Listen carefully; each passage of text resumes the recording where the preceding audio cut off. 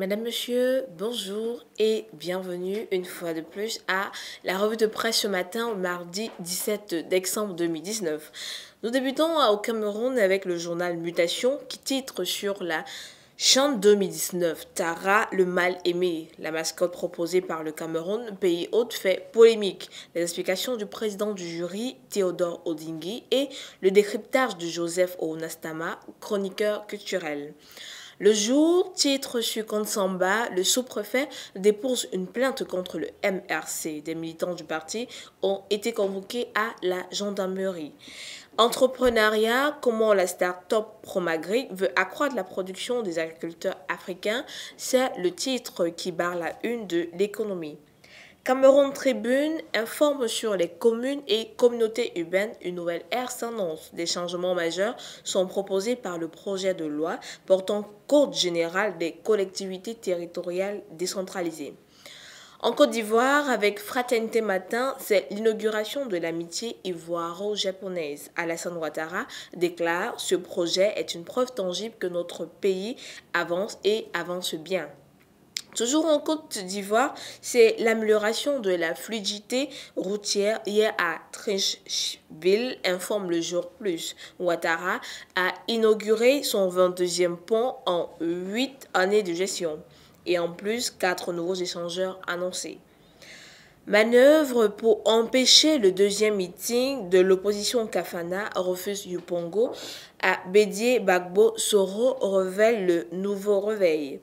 En ce qui concerne la situation socio-politique, Dakouri Tablé sort de son silence et livre de l'eau, informe le quotidien d'Abidjan.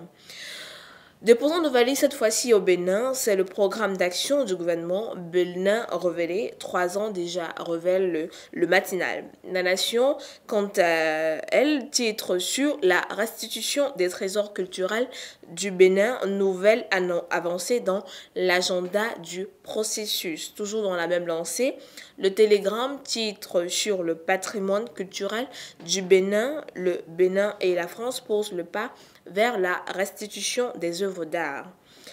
Au Burkina Faso, c'est l'autorisation économique des femmes, titre Sidouaya, ces battantes qui ont dompté leur handicap. Conseil des ministres, le projet de loi sur le recrutement de volontaires adoptés, titre Le Quotidien. L'Angola a récupéré depuis le début de l'année plus de 5 milliards de dollars d'actifs domiciliés dont le pays et à l'étranger, a annoncé hier à Abu Dhabi le ministre de la Justice et des Droits de l'Homme des Émirats arabes unis, révèle le journal de l'Angola. Au Nigeria, les États de Kebbi, Lagos et Jigawa sont en tête de liste des États ayant des enseignants non qualifiés dans les écoles publiques, l'État national de 2018, informe Daily Trust. Selon le journal de Punch, moins de 8 gouvernements d'État n'ont pas encore constitué de comité sur les nouvelles négociations sur le salaire minimum. 2 semaines avant la date limite, les syndicats ont donné aux États la possibilité de conclure des négociations sur l'augmentation salariale.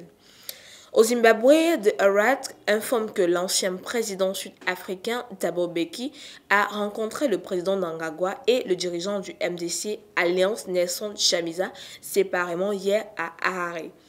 Au journal Chronicle d'ajouter que Thabo Mbeki est prêt à aider le Zimbabwe à résoudre les difficultés rencontrées. Nous terminons en Afrique du Sud avec Business Day qui informe que l'organisme de surveillance de la concurrence de la South Africa veut disposer de larges pouvoirs pour poursuivre les entreprises étrangères dont les violations à l'étranger affectent les Sud-Africains, a-t-on appris lors d'une audience préliminaire.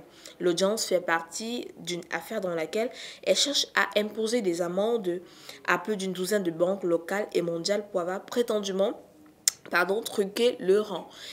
Mesdames, Messieurs, c'est ici que s'achève cette revue de presse. Bonne journée et bonne suite de programmes sur Frika TV, votre télévision.